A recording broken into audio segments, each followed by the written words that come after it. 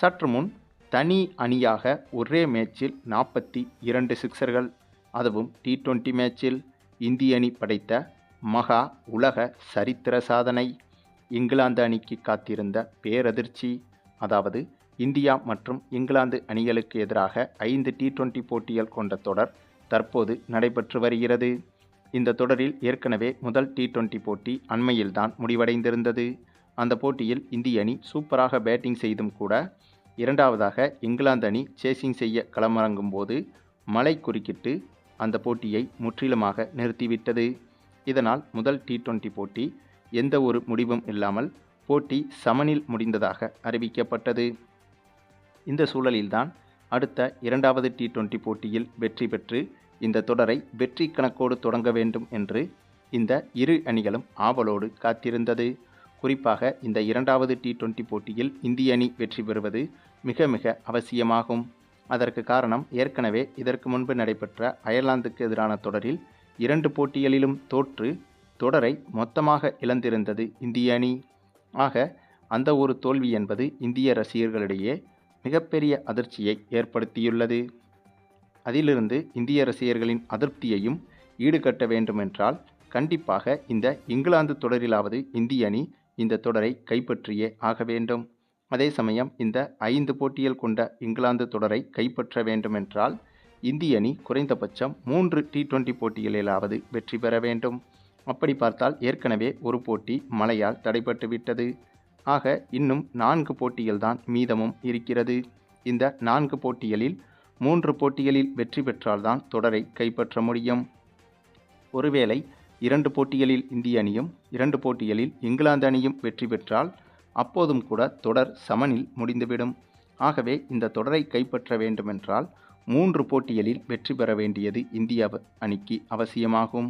அந்த ஒரு சூழலில் பார்த்தோமானால் இந்த இரண்டாவது T20 போட்டியில் இந்திய அணி வெற்றி பெற்றால்தான் இந்த தொடரை கைப்பற்றுவதற்கும் வாய்ப்புகள் பிரகாசமாகும்.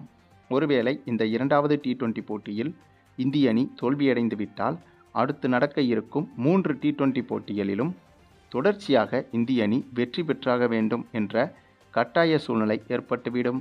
ஆகையால் அப்படி ஒரு சூழ்நிலை என்பது இந்திய அணிக்கு கூடுதல் பிரஷராகவும் மாறிவிடும். அதனால் இந்தியா மற்றும் இங்கிலாந்து அணிகளுக்கு எதிராக தொடங்க இருக்கும் இந்த இரண்டாவது T20 போட்டியை பொறுத்தவரையில் இந்திய அணிக்கு வாழ்வா சாவா போட்டி போலத்தான். மேலும் இந்த தொடர் முழுவதும் இங்கிலாந்து நாட்டில் வைத்து வேறு நடைபெறுகிறது. ஆகவே சொந்த மைதானம் என்ற அட்வான்டேஜ் என்பது எதிரணியான இங்கிலாந்து அணிக்கு இருக்கிறது. ஆக அதையும் தாண்டிதான் இந்திய அணி இந்த தொடரில் போராடியாக வேண்டும். அது மட்டுமில்லாமல் தற்போது இருக்கும் இந்திய அணி ஸ்குவாட் என்பது அனுபவம் இல்லாத இளம் வீரர்கள் கொண்ட அணிதான். ஸ்ரேயஸ் ஐயர் தலைமையிலான இளம் வீரர்கள் கொண்ட அணிதான் இந்த தொடரில் பங்கேற்றிருக்கிறது. ஆகவே இங்கிலாந்து போன்ற ஜாம்பவான் அணியை அதனுடைய சொந்த மண்ணில் வைத்து வீழ்த்துவதே கடினம். அப்படி இருக்கும்போது தற்போதைய இந்திய அணியும் அனுபவம் குறைந்த அணியாக இருக்கிறது. ஆக இவை அனைத்தையும் வைத்து பார்க்கும்போது இந்த இங்கிலாந்து தொடரில் தொடரை கைப்பற்றுவது என்பது இப்போது இருக்கும் இந்த ஒரு இந்திய அணிக்கு கொஞ்சம் சவாலான விஷயம்தான். ஆகையால் இந்த இரண்டாவது T20 போட்டியில் மட்டும் தோற்றுவிட்டால் சவால் என்பது இந்திய அணிக்கு இன்னும் அதிகமாகிவிடும். அதாவது இந்த தொடரை கைப்பற்றுவதற்கான சவால் என்பது இன்னும் அதிகமாகிவிடும். அடுத்து தொடர்ச்சியாக 3 போட்டிகளில் வெற்றி பெறுவது என்பது மிக மிக கடினமாகிவிடும். ஆகவே எப்படி பார்த்தாலும் இந்த இரண்டாவது T20 போட்டியில் இந்திய அணி முதல் வெற்றியை பதிவு செய்வது மிக மிக அவசியமாகும். அந்த ஒரு சூழலில்தான் இந்த இரண்டாவது T20 போட்டியில் இந்திய அணியும் களமிறங்கியது. அப்படியாக தொடங்கிய இந்த ஒரு போட்டியில் டாஸை வென்ற இங்கிலாந்து அணி முதலில் பந்து வீசுவதாக முடிவு செய்தது. அதுவும் இந்த போட்டி நடைபெறும் இந்த பிட்ச் வந்துட்டு முதலில் பேட்டிங் செய்வதற்கு ஏதுவாக இருக்காது என்றும் முதலில் பந்து வீசும் அணிக்குத்தான் அது சாதகமாக இருக்கும் என்றும் சொல்லப்பட்டது. அதன் அடிப்படையில்தான் டாஸை வென்ற இங்கிலாந்து அணி முதலில் பந்து வீச்சையும் தேர்வு செய்திருந்தது.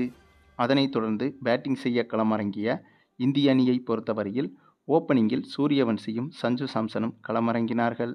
இந்த ஒரு ஓப்பனிங் காம்போ என்பது புதிதாக இருந்தது. ஆனாலும் இந்த ஒரு ஓப்பனிங்கும் இந்திய அணிக்கு சூப்பராக கை கொடுத்தது என்றுதான் சொல்ல வேண்டும்.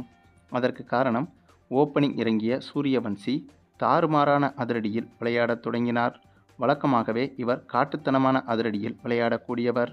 ஆனால் இந்த ஒரு போட்டியில் இன்னும் அதிகமாகவே காட்டுத்தனமாக பேட்டிங் செய்தார்.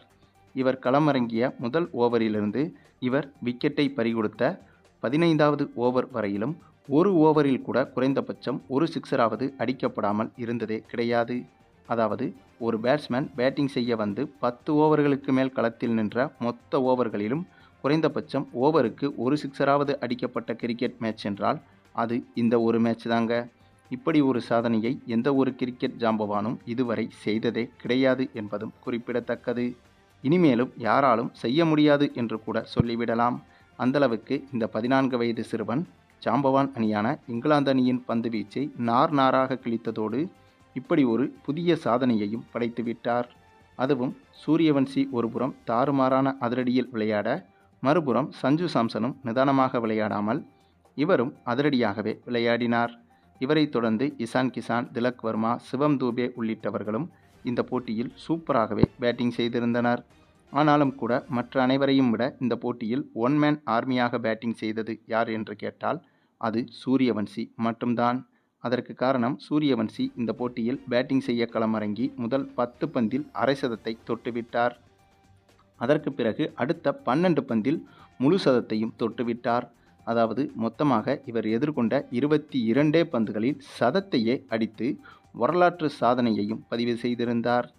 பின்னர் அடுத்த 13 பந்தில் அடுத்த 50 ரன்கள் எடுத்து மொத்தமாக 35 பந்துகளிலேயே 150 ரன்களை தொட்டுவிட்டார் சூரியவன்சி. இப்படியாக இவரது அதிரடியை எதிரணியால் வேடிக்கை மட்டுமே பார்க்க முடிந்ததே தவிர கட்டுப்படுத்த முடியவில்லை. அதே சமயம் சூரியவன்சியின் இந்த ஒரு அதிரடி கட்டுப்படுத்த முடியாத அதிரடி என்பது எதிரில் விளையாடும் மற்ற பேட்ஸ்மேன்களுக்கும் போட்டியை எளிதாக மாற்றிவிட்டது. அதனால் இந்திய அணியில் உள்ள மற்ற பேட்ஸ்மேன்களும் தாறுமாறான அதிரடியை வெளிப்படுத்தினார்கள். இதில் கூடுதல் ஆச்சரியம் என்னவென்றால் இந்த போட்டியில் சூரியவன்சியை தவிர்த்து சஞ்சு சாம்சனும் சிவம் தூபேவும் அரை சதத்தை கடந்திருந்தனர்.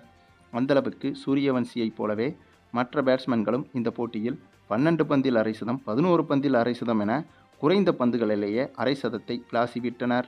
அது மட்டுமில்லாமல் சூரியவன்சியின் அதிரடியும் 150 ரன்களோடு நிற்கவில்லை. ஏற்கனவே 35 பந்தில் 150 ரன்கள் எடுத்திருந்த சூரியவன்சி 48 பந்துகளில் இரட்டை சதத்தையும் தொட்டுவிட்டார். இதுதான் பார்ப்பதற்கே நம்ப முடியாத விஷயமாக இருந்தது. ஒரு T20 போட்டியில் ஒரு அணி மொத்தமாக 200 ரன்கள் எடுத்தாலே அது சாதனையாக பார்க்கப்படும். ஆனால் சூரியவன்சியை பொறுத்தவரையில் இந்த ஒரு T20 போட்டியில் மட்டுமே தனி ஆளாக இரட்டை சதம் எடுத்து ஒட்டுமொத்த கிரிக்கெட் உலகையும் அதிர வைத்து விட்டார்.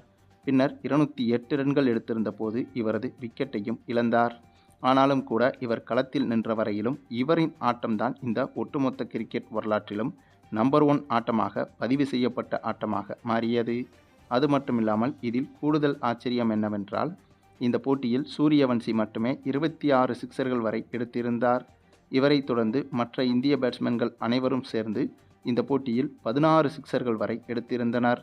ஆகவே ஒரு T20 மேட்சில் ஒரு அணி மட்டும் அதிகபட்சமாக அடித்த சிக்சர்கள் என்றால் இந்த ஒரு போட்டிதான். இதற்கு முன்பு எந்த ஒரு அணியும் தனியாக ஒரே மேட்சில் இவ்வளவு சிக்சர்கள் அடித்ததில்லை என்பதும் குறிப்பிடத்தக்கது.